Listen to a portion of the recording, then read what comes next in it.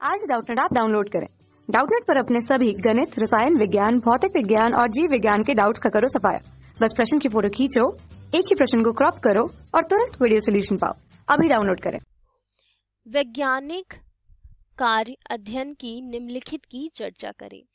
तो अगर हम बात करें वैज्ञानिक कार्य अध्ययन की, तो उसमें से एक कार्य अध्ययन हमारा आ जाता है सरलीकरण और कार्य का मानकीकरण। तो जैसे कि नाम से पता चल रहा है, किसी भी कार्य को सरल रूप से बनाने के लिए हम क्या करते हैं, कार्य का मानकीकरण कर देते हैं। तो इनका क्या अर्थ हुआ? इनका अर्थ बहुत ही महत्वपूर्ण होता है हमारी प्रबंधकीय क्रियाओं में। जब हम किसी वस्तु का उत्पादन करते हैं या किसी उपकरण में किसी भी वस्तु के कार्य करते हैं, वस्तु को बनाते हैं, तो उसमें हमें क्या करना पड़ता है, कार्यों का सरलीकरण और मानकीकरण करना पड़ता है। सरलीकरण का अर्थ क्या हुआ? किसी भी कार्य को सरल बनाना। तो सरलीकरण और कार्य का मानकीकरण के बारे में अब हम विस्तार से देख लेंगे। का मानकीकरण, तो सरलीकरण का क्या अर्थ हुआ? सरलीकरण का अर्थ हुआ हमारा एक किसी भी कार्य को सरल बनाना, किसी भी कार्य को सरल रूप से करना, सरल रूप से करना या फिर सरल बनाना। तो ये क्या हो गया, हमारा सरलीकरण का अर्थ हो गया। और मानकीकरण का क्या अर्थ होता है? मानकीकरण का अर्थ होता है किसी भी वस्तु को, चाहे वो वस्तु हो, आकार, उसके आकार तथा प्रकार, गुण, वचन, मापों के आधार पर उसको निर्धारित कर लेना। तो मानकीकरण का क्या अर्थ हुआ? मानकीकरण का अर्थ हुआ किसी भी वस्तु का या फिर उपकरणों की विधित प्रक्रियाएं तथा उसके आकार, प्रकार और गुण या वचनों को माप लेना, अर्थात एक माप के रूप में निर्धारित कर लेना। तो हम क्या कह सकते हैं, किसी भी वस्तु या उपकरण को, वस्तु या उपकरणों को उसके गुण, वचन, आकार, प्रकार तथा मापों के द्वारा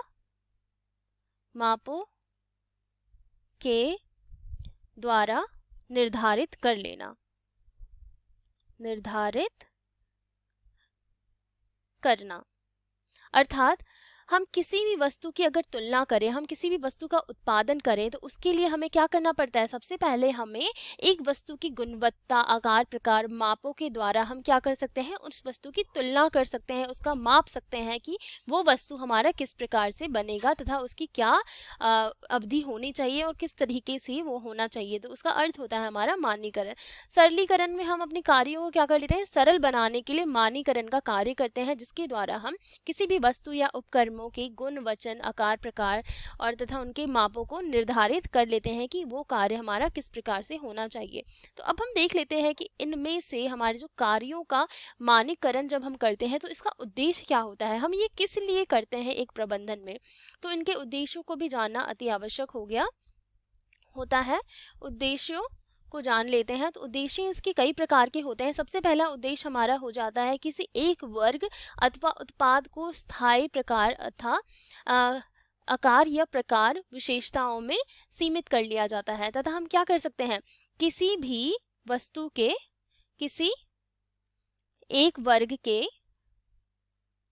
वर्ग अथवा उत्पाद को स्थायी वर्ग दे देते हैं, तथा स्थायी रूप से हम स्थायी प्रकार,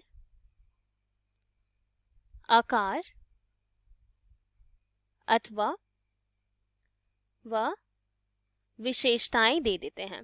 विशेषताओं के द्वारा हम सीमित कर देते हैं कि हम इन्हीं के द्वारा तुलना करेंगे दूसरे वस्तुओं का, और इनके जो आकार और विशेषताएं हैं इनके द्वारा ही सारी वस्तुएं हमारी इसी प्रकार से होनी चाहिए, क्योंकि हम इसकी एक सीमा निर्धारित कर देते हैं कि इनका क्या आकार प्रकार होना चाहिए, क्या माप होना चाहिए।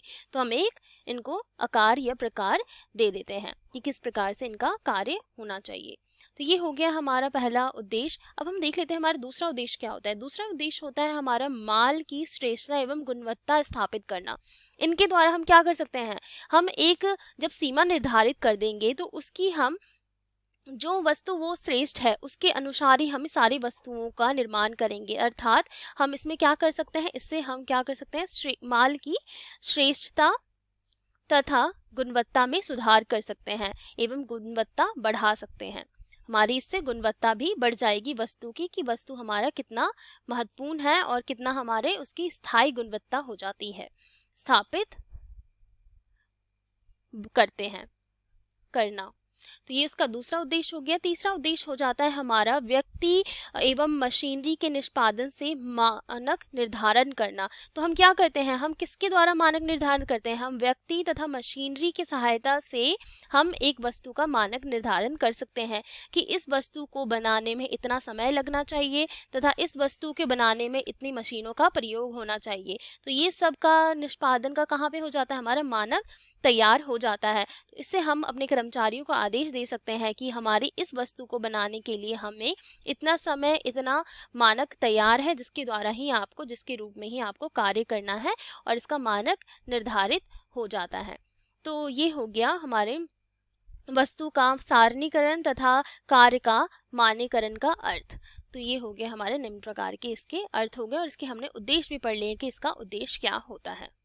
कक्षा 6 से 12वीं से लेकर नीट, IIT, JEE वो एडवांस के लेवल तक 1 करोड़ से ज्यादा छात्रों का भरोसा।